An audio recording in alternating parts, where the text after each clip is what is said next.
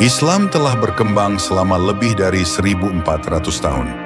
Dalam kurun waktu itu, ada sekelompok kecil Muslim yang menjalankan ajaran Islam dengan tekun, dan sebagian dari mereka justru menjadi sangat kaya karena mengikuti satu rahasia yang tidak banyak diketahui orang, bahkan terdengar tidak masuk akal.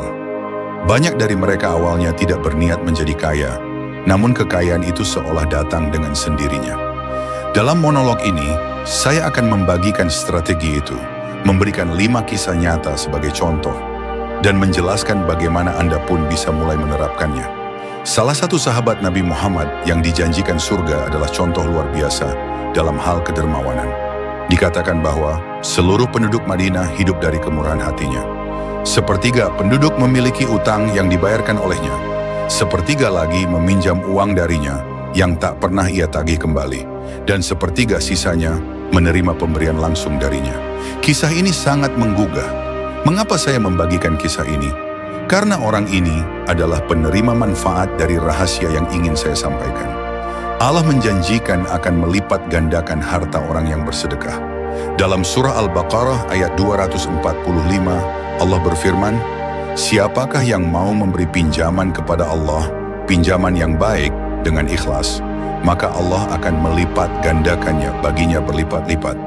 Dalam surah Al-Anfal ayat 60 juga disebutkan bahwa apapun yang dibelanjakan di jalan Allah akan diganti dan tidak akan dirugikan. Nabi pun bersabda, "Barang siapa memudahkan urusan orang yang sedang dalam kesulitan, maka Allah akan memudahkan urusannya di dunia dan di akhirat." Beliau juga mengatakan bahwa sedekah tidak akan mengurangi harta. Namun seringkali kita mendengar ajaran-ajaran ini dan hanya mengangguk sambil berkata, "Bagus juga," lalu melupakannya. Padahal ada sebagian orang yang benar-benar mengamalkannya dan melihat hasil luar biasa.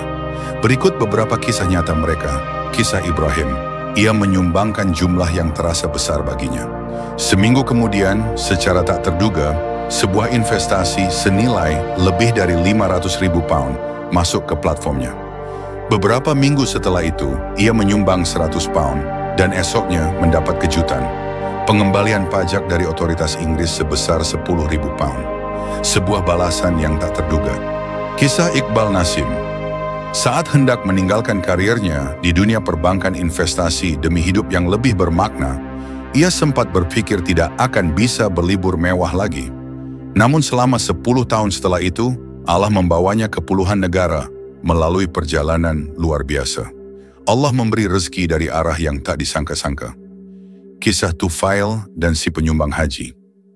Saat menggalang dana untuk korban banjir di Pakistan tahun 2010, seorang pria yang telah mengumpulkan uang bertahun-tahun untuk pergi haji memutuskan menyumbangkan seluruhnya demi saudara-saudaranya di Pakistan. Beberapa saat kemudian, seorang agen perjalanan menelepon dan menawarkan untuk memberangkatkannya ke haji secara gratis. Hadis Nabi terbukti nyata. Siapa yang meninggalkan sesuatu karena Allah, Allah akan menggantinya dengan yang lebih baik.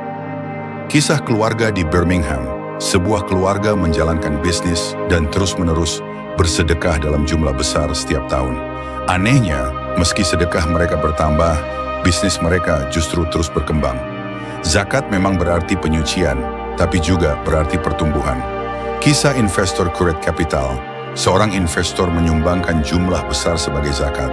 Tak lama kemudian, terjadi fluktuasi nilai tukar mata uang dan ia mendapatkan kembali jumlah uang yang sama persis. Ini seperti kembali tanpa kerugian. Biasanya dalam strategi investasi yang kita dengar di video YouTube, ada peringatan bahwa hasil masa lalu tidak menjamin hasil di masa depan. Tapi dalam hal ini, janji Allah adalah mutlak dan pasti. Tidak ada risiko rugi. Untuk memulai, cukup niatkan dan mulailah bersedekah.